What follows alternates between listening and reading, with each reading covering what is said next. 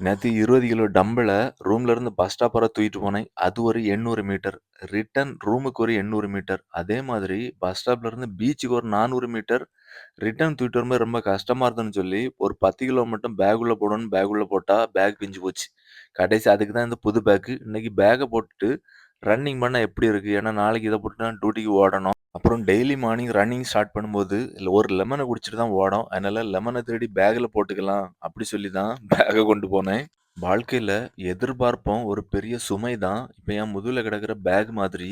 ஏன்னா நான் கூட லாஸ்ட் டைம் ரன்னிங் பண்ணும்போது ஒரு 3 பிரைஸ்க்குள்ள வரணும் அப்படி சொல்லி ஒரு எதிர்பார்ப்போடு தான் போனேன். கடைசி என்னாச்சு? ஏமாற்றம் தான். வாழ்க்கையில நீங்க பண்ற எல்லா விஷயத்திலயுமே எந்த ஒரு எதிர்பார்ப்பும் இல்லாம உங்க முழு எஃபோர்ட்ட போட்டு பாருங்க. நீங்க எதிர்பார்க்காம ஒரு பலன் கிடைக்கும் இல்லையா? அதுதான் ட்ரூ ஹேப்பினஸ். இப்போ நானும் எந்த ஒரு எதிர்பார்ப்பும் இல்லாம தான் ஓட ஆரம்பிச்சுட்டேன். ஏன்னா, காலையில வேலைக்கு போம்போது ஓடுறேன். வேலைய முடிச்சுட்டு ஓடுறேன். முடிஞ்ச அளவுக்கு ஸ்ட்ரெங்த் ஒர்க் அவுட்டும் பண்றேன். என்னோட வேலை ஹார்ட் ஒர்க். அதாவது தொடர்ந்து என்னால எந்த அளவுக்கு முயற்சி பண்ண முடியுமோ நான் பண்ணிக்கிட்டே இருப்பேன். கிடைச்சா ஹேப்பி. கிடைக்கலனாலும் ஹேப்பி தான். ஏன்னா, என்னால இந்த வயசுலயும் இவ்வளோ தூரம் ஓட முடியுது. தொடர்ந்து ஓடுறேன். நான் எவ்வளோ ஸ்டாமினாவ பில்ட் பண்ணியிருக்கேன். அதுதான் என்னோட ரியல் ஹேப்பினஸ். இப்போ நம்மளால நெனச்சா கூட இந்த ஃப்ளைட்டே மாரி பறக்க முடியாது. ஆனா, நமக்கு அது முக்கியம் இல்ல. நம்ம வாழ்க்கையில சந்தோஷம் தான் முக்கியம். அதுக்கு நம்ம ஹார்ட் ஒர்க் பண்ணியே ஆகணும்.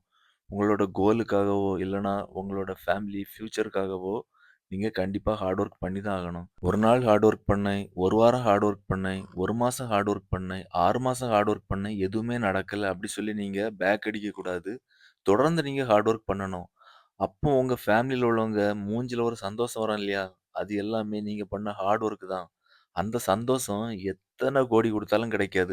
நிலையான சந்தோஷம், நிலையான வருமானம், நிலையான ரிலேஷன்ஷிப்பு இப்படின்னு ஒண்ணுமே கிடையாது வாழ்க்கையில. நிலையான ஒண்ணு வாழ்க்கையில என்னன்னு என்ட்ட கேட்டா, அது முயற்சின்னு தான் நான் சொல்லுவேன். உங்க ஃப்ரெண்ட்ஸா இருக்கட்டும், உங்க அம்மா அப்பாவா இருக்கட்டும், உங்க ஒய்ஃபா இருக்கட்டும், ஏன் உங்க குழந்தைங்களா கூட இருக்கட்டும். அவங்க மனசு கோணாம நீங்க நடந்தா மட்டும் தான் ரிலேஷன்ஷிப் நிலையானதாவே இருக்கும். நீங்க ஒர்க் பண்ற கம்பெனியா இருக்கட்டும், உங்க பிசினஸா இருக்கட்டும், நீங்க ஹார்ட் ஒர்க் பண்ணா மட்டும் தான் உங்களோட வருமானம் நிலையானதா இருக்கும். நிலையான சந்தோஷங்கிறது நம்ம தேவைகள் அப்பப்போ நடந்துகிட்டே இருந்தா தான் நமக்கு நிலையான சந்தோஷம்.